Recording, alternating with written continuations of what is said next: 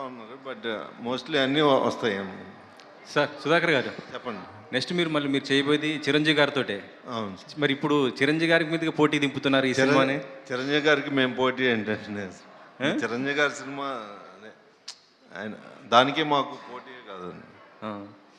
భర్త మహాశయులకి విజ్ఞప్తి అంటే ఏంటి కాన్సెప్ట్ ఏమన్నా నచ్చి మీరు ఈ సినిమా యాక్సెప్ట్ చేశారు సార్? ఆ, అంటే చాలా రోజుల తర్వాత అంటే నేను కిషోర్ తోటి ఇంత ముందు కూడా చేసాము. బట్ చాలా రోజుల తర్వాత రవితేజ గారికి కొత్తగా ఉంటుంది.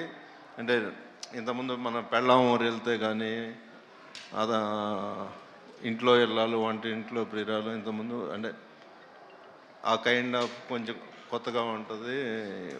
ఆయన రవితేజ గారికి చాలా ఫ్రెష్గా ఉంటుంది. అంటే నేను విన్నప్పుడు అవన్నీ ఇది చేసుకొని కొంచెం కొత్తగా అనిపించి స్టార్ట్ చేశాను. రవితేజ గారు ఈవెంట్కి రాలేదు, ఆయన ప్రమోషన్స్ వస్తారండి, ఇంకా చాలా ఉన్నాయి.